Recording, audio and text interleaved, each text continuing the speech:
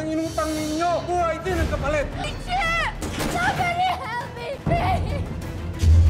Dahil hindi sinasagot ni Caroline ang mga tawag ni Aling Pat, ay nag-message ang matanda sa kanya upang ipaalam na kailangan nilang magkita dahil mahirap niyang ipapaliwanag sa text ang tungkol sa pagkamatay ng mama niya at tungkol sa kidnapper niya na sinabi pa ni Aling Pat na magkita sila sa Binondo na salita ng salita si Stephen pero dahil nakakonsentrate ang dalaga sa cellphone niya ay nagtampo ang binata at sinabi pa niyang ipagpatuloy lang ni Caroline ang hindi niya pagpansin sa kanya sabay umalis na siya. Habang sobrang kinakabahan naman si Snoop habang hinihintay nila si Mang Balong na sinabihan pa niya si Bingo na baka kailangan na nilang umalis. Sakto namang dumating ang matanda kaya sinabihan niyang umupo muna sila sabay tinanong niya kung gusto nilang samahan siya at tinanong din ni Bingo kung pwede silang sumama at kung saan siya pupunta.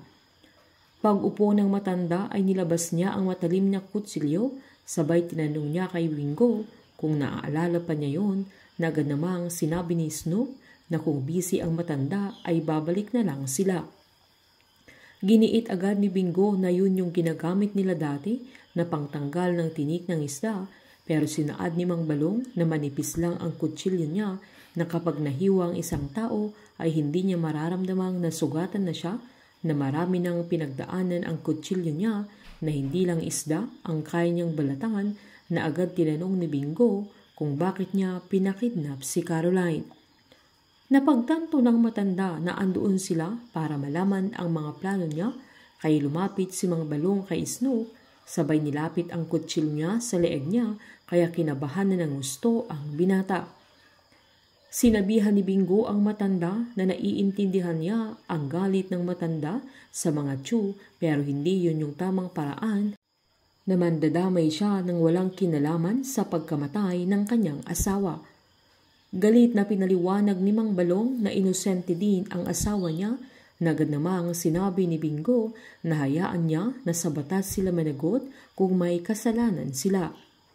Giniit naman ni Mang Balong na kung madaming pera ang isang tao ay madali lang niyang paikutin sa kanyang kamay ang lahat ng bagay na ganun ang pamilya nila Wilson na pinaliwanag naman ni Bingo na huwag siyang tumulad sa kanila. Sinaad naman ng matanda na hindi kilala ni Bingo ang mga taong pinagtatanggol niya na inawat ni Snoop si Bingo na tumigil na siya kaya tumayo na ang binata sabay sinabi kay Mang Balong na kung may mali man silang nagawa ay hindi maitutuwid sa paggawa ng isa pang mali. Agad namang sinaad ni Mang Balong na iniwan siya ng nanay niya na hindi man lang niya naitanong kung bakit at biglang nawala ang nanay niya na nagtrabaho si Annie sa mga Tsu na siya ang nagpasok nang akala ni Bingo ay walang kinalaman ang pamilya nila Wilson sabay sinabihan pa niya ang binata na sasabihin niya lahat kapag natapos na ang mga plano niya. Agad namang pumunta si Caroline kila Bingo na walang kaalam-alam sila Wilson na nalaman lang nila nang bumalik si Stephen dahil ang akala nila ay magkasama sila at dahil dito ay nabanggit ni Stephen ang tungkol kay Bingo.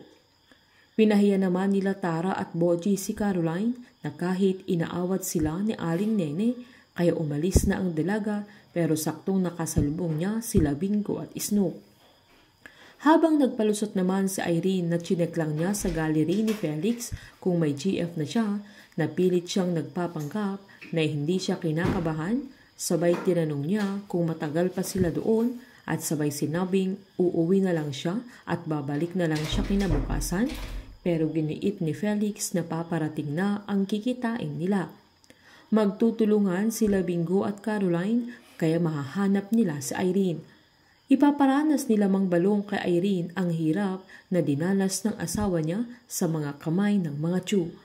Painit ng painit ang mga tagpo, sabay-sabay po nating subaybayan ang advance episode ng Can't Buy Me Love dito po sa aking channel. Patuloy lamang pong manood at mag-subscribe para ma-update po kayo sa mga susunod na episode. Marami pong salamat!